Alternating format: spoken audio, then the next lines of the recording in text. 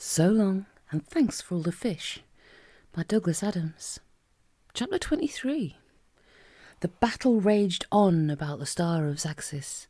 Hundreds of the fierce and horribly beweaponed Ursula ships had now been smashed and wrenched to atoms by the withering forces the huge silver Zaxian ship was able to deploy. Part of the moon had gone too, blasted away by those same blazing force guns that ripped the very fabric of space as they passed through it. The Ursula ships that remained, horribly beweaponed though they were now hopelessly outclassed by the devastating power of the Zaxian ship, and were fleeing for cover behind the rapidly disintegrating moon, when the Zaxian ship, in hurtling pursuit behind them, suddenly announced that it needed a holiday and left the field of battle. All was redoubled fear and consternation for a moment, but the ship was gone. With the stupendous powers at its command, it flitted across the vast tracts of irrationally shaped space quickly, effortlessly, and above all quietly. Deep in its greasy, smelly bunk, fashioned out of a maintenance hatchway, Ford Prefect slept among his towels, dreaming of old haunts. He dreamed at one point of his slumbers in New York. In his dream he was walking late at night along the east side, beside the river which had become so extravagantly polluted that new life forms were now emerging from it spontaneously, demanding welfare and voting rights. One of these now floated past, waving. Ford waved back. The thing thrashed to the shore and struggled up the bank. "Hi," it said. "I have just been created. I'm completely new to the universe in all respects. Is there anything you can tell me?"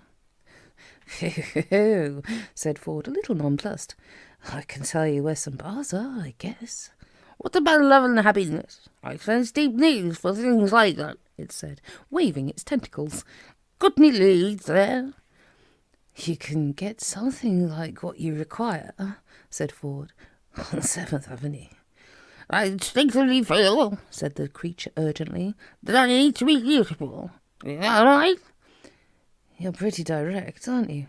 "No point in mucking about, am I?" The thing was oozing all over the place now, squelching and blubbering. A nearby wino was getting interested. "To me?" said Ford. "No. But listen," he added after a moment. "Most people make out, you know. Are there any like you down there?"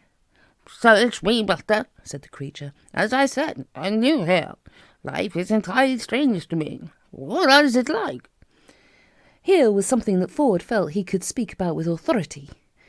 "Life," he said, "is like a grapefruit." "Well, how so?" "Well, it's sort of orangey yellow and dimpled on the outside, wet and squidgy in the middle. It's got pips inside too. Oh, and some people have half of one for breakfast." "Is there anyone else I can talk to?" "I expect so," said Ford. "Ask a policeman." Deep in his bunk, Ford Prefect wriggled and turned onto his other side.